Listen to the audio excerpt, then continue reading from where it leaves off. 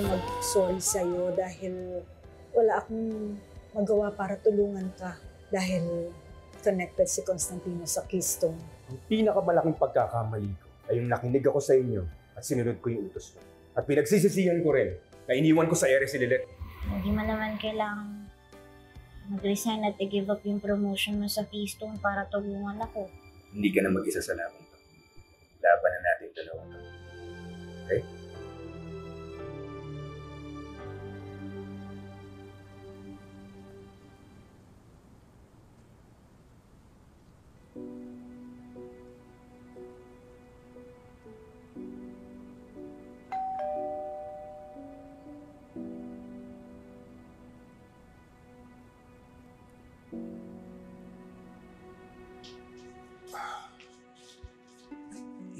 You can't keep coming back here, Patricia. Ganyan nakainom ka. I don't want to have anything to do with you anymore. Well, I just wanted to talk, Ramir. Malapit na kasi yung wedding anniversary natin. Can we just put a stop sa lahat ng pag-aaway natin and just reflect on yung happy years na marriage natin? Baka ma-repair pa natin yung pagsasama natin, Ramir. Patricia, our marriage is beyond repair.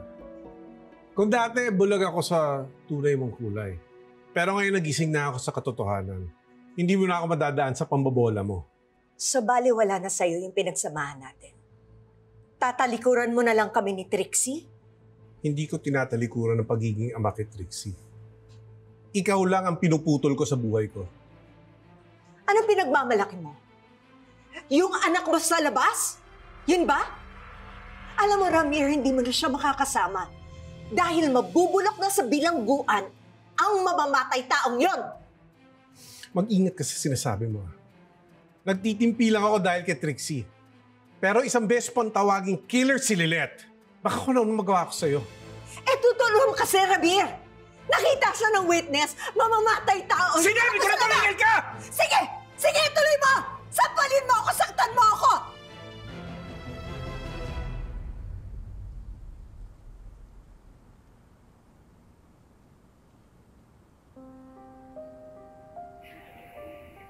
Grabe naman silang makatingin. Para nila tayong lalapain.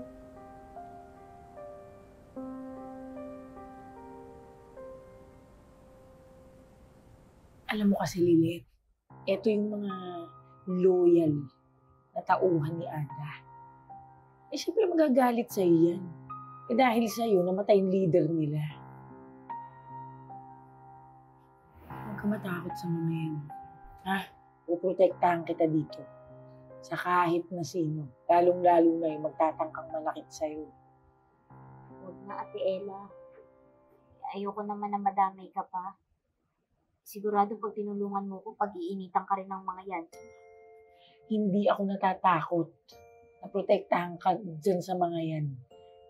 Isipin mo na lang ganito, ha? Yung anak ko na nasa labas, hindi ko maprotektahan. O at least ikaw. Ikaw kaya kitang protektahan dito. Di ba? At saka, alam mo naman na hindi naman nagkakala yung edad natin. Pwede bang ikaw na lang muna anak-anak ko dito sa loob? Ako muna tinang mo. Okay sa'yo? Ayos. Bahala sa'yo. Ang takot dyan sa mga yan. Alam mo, hindi nga naliligo yung mga yan eh. Kaya mas lalo mo kang lalapit, ha?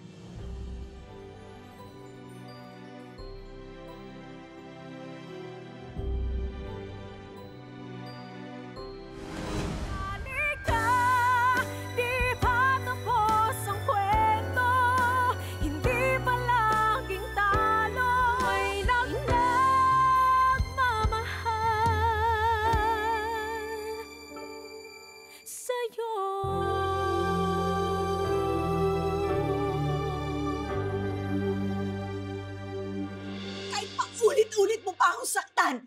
It wouldn't compare to the pain I feel when you decided to leave me. Wala nang pupuntahan tong usapang ito. Kaya mabuti pang batis ka na lang. Bakit, Ramir?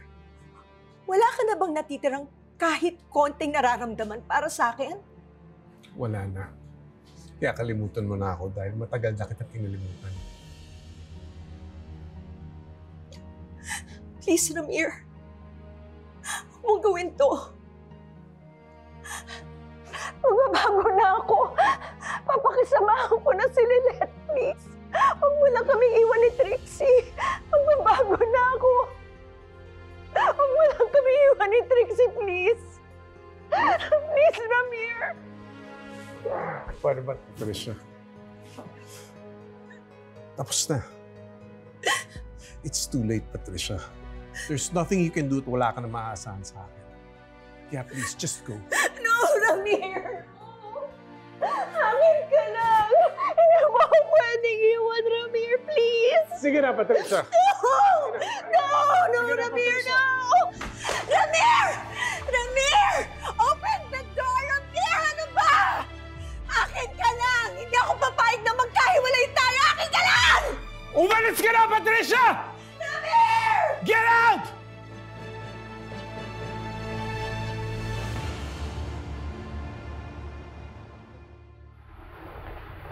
May bisita ka. Ang tinang sis ko po ba? Hindi ko natanong kung sino. Nasa holding area pa siya. Antayin mo na lang. Sige po, salamat.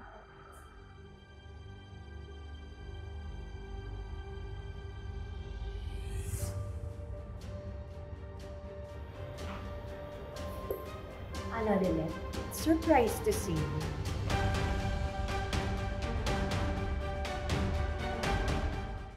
Nag-file na ako ng notice of appearance sa korte para inform yung judge na mag-a-assist ako kay Lynette bilang co-counsel sa kaso niya.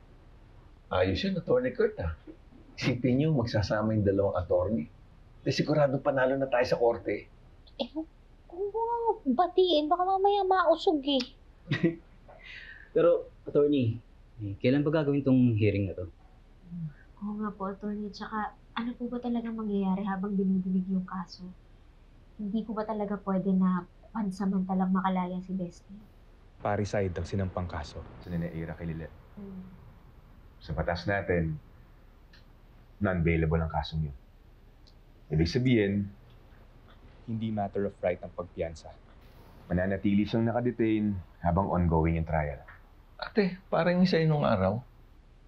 Di ba ganun din? Kawawa naman ang anak ko. Para na rin siyang pinaparusahan dahil nakakulong siya.